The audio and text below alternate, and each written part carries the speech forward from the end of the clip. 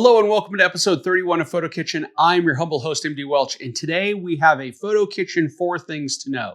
Now, the only thing that I love more than photo gear and video gear is alliteration. But more importantly, these are 4 tips or tricks that I picked up along the way from working with other photographers.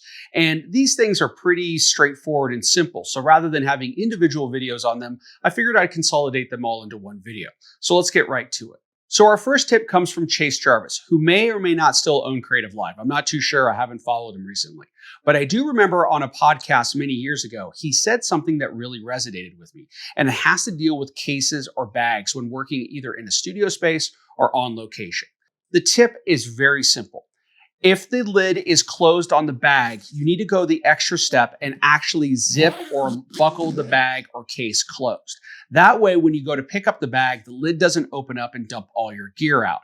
And this is a really straightforward tip, but I can't tell you the amount of times that I or other photographers or assistants have picked up a bag where the lid is closed, yet not secure, and then all of the gear either almost falls out or falls out completely, and now you're worried about damaged gear, lenses, camera bodies, and so forth. So do yourself a favor. When that lid is closed, take the extra second, zip up the bag, buckle the bag closed, buckle that hard Pelican case closed, what have you, and make sure that your gear is secure. I'm actually going to go one step further with this, and on location, you should do this anyways, especially if you're working in dusty conditions or in my case, sometimes snow. I have had dust, snow, all sorts of stuff get accidentally kicked in these bags as you're walking up to them to change out a lens or grab a new light. So do yourself a favor and close the lid. I've also even brought home a frog from one shoot. So you could even have wildlife, bugs, all sorts of stuff crawl inside of here. So while it's a little annoying to have to keep unzipping or unbuckling the case or bag to get into a lens change or a new light, I will tell you it's a lot more trouble rehoming a frog once you come back from a shoot. Our second tip comes from my days of working in corporate America, where we had both photo and video studios, and each studio had their own unique pieces of equipment. When we went out on the road, this would mean that we would have to take the right amount of gear for the job. And sometimes we would take more gear for video, or sometimes we would take more gear for photo, depending on the priority of the job. This was a perfect scenario for forgetting a piece of equipment. So we came up with a very low rent, easy solution. We made something called a pack list. In our case, we printed it up, put it on the door, and just ran through the list as we were packing gear, making sure that we brought the right equipment for the job.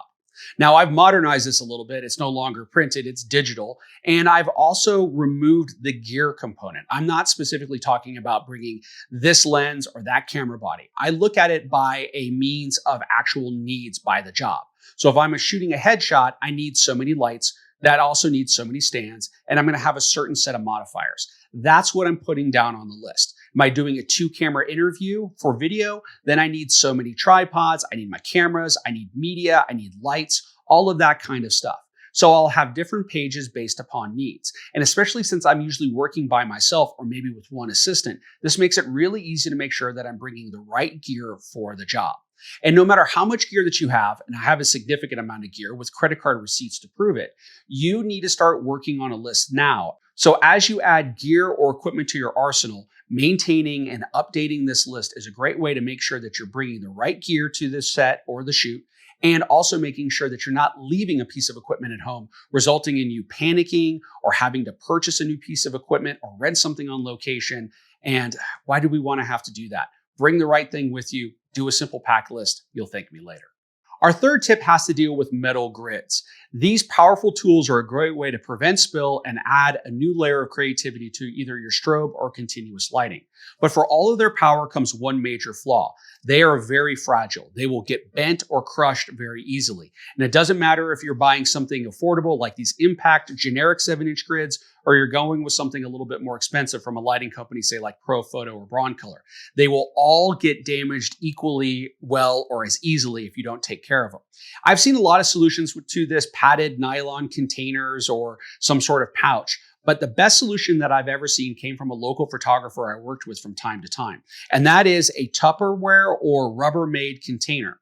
Inside of this container, I have 2 complete sets of grids. So that's 10, 20, 30, and 40 degrees. It's a really low-end, cheap solution. You just buy yourself a container, make sure that your grids fit in there, both on width and height, and then grab an appropriate size lid, and there you go. This goes inside of a production case, and unless something catastrophic happened to that case, these grids are going to be safe. And it's affordable to do and easy to do. Now, the downside of this is it looks a little weird when you show up to a set with a Rubbermaid container with your lighting gear, but I tell you what, there's no better solution that I found. These are my only set of grids that I've ever purchased. This Rubbermaid container has kept them safe and fresh for the last 12 years. Now, before we talk about our fourth and final tip, I want to share with you a bonus tip, something that I discovered on my own, and that is gift cards. And I know gift cards are nothing new here, and I know this is a Starbucks card, and please don't flood my comments with that they're an evil corporation. This is not an endorsement for them. They're just the largest evil corporation that I have in my area when it comes to locations. Now, gift cards are something that you could utilize to keeping your crew and your subjects very happy. Sometimes shoots are too short to have a catering budget. Or maybe they are a very long shoot, but there's that in-between meals where you still need to keep your crew hydrated or caffeinated. Or you will hear somebody say every now and then, oh, I really need a coffee. Does anybody want anything? This is the solution to keeping your crew happy. Have a gift card from whoever your local facilitator of caffeine might be and put $50, $100, $200 on there. And that way you could hand the card to whoever's about to make a coffee run, pay for everybody's coffee. You don't have to worry about giving anybody a personal credit card. You don't have to collect a receipt from it. Although do be aware that in the case of Starbucks, they don't allow you to tip off of this card. So you're going to have to handle that on your own. But you could have them take care of the coffee without having to worry about all those normal awkward things about, yeah, get my card back, make sure that you get a receipt, all of that kind of stuff. And check with your CPAs. This might be a great thing for your taxes as well. Long story short, gift cards are a great way to keep your crew happy, hydrated, caffeinated, and also keep it easy for you financially. One thing I will say about this, never have less than $50 on here. If you're working on a large shoot, you probably need $100 to $200 on the card. But again, talk to your CPA. This might be a great way to handle food and beverage when it comes to your taxes. Our fourth and final tip comes from every quality photographer and video shooter I've ever had the honor and privilege of working with. One thing the greats have in common is how they handle their gear.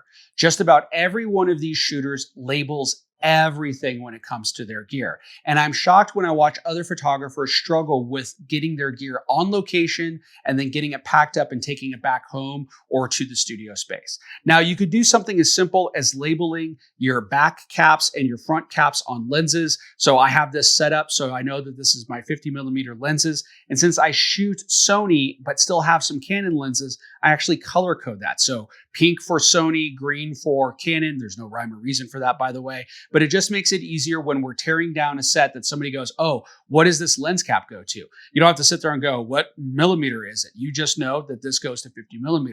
There are some companies who make better labels than this if you want something a little bit neater, but I kind of like the neon glow of a bright gaff tape, and it's just easy to see at a distance.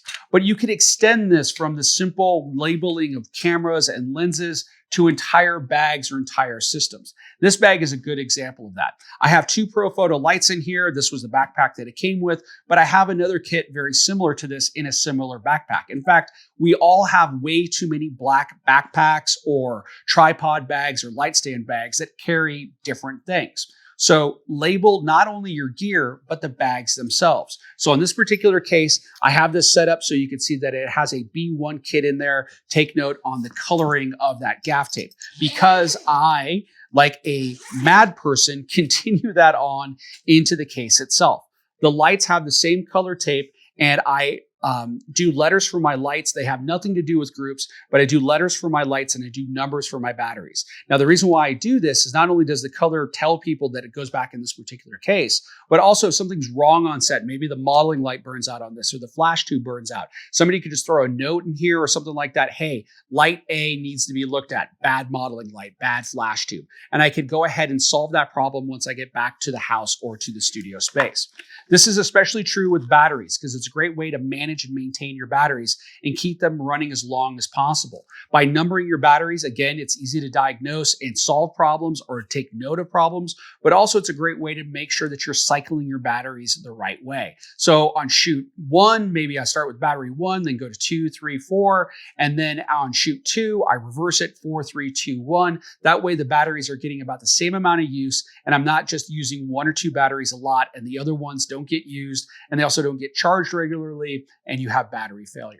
This is also true of a lot of light modifier bags, although companies now will usually label their bags. Profoto, Chimera, or Shumera.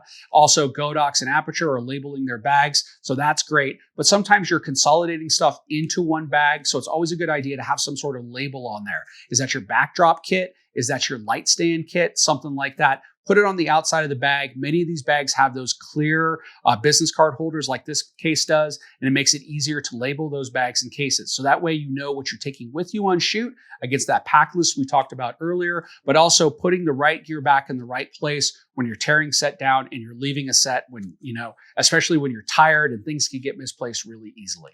Well, I hope you enjoyed this PhotoKitchen 4 Things as much as I enjoyed making it. If so, please hit that like button down below. Please subscribe to the channel if you haven't already done so. And if you have, thank you for your support. And also share this with anybody who needs a little bit of help or a little bit extra tips or tricks in their own photo workflow. A lot of people aren't incorporating these tips, and it can be just a little bit of a change with a lot of result. So until next time, I'm MD Welch wishing you all the best from PhotoKitchen.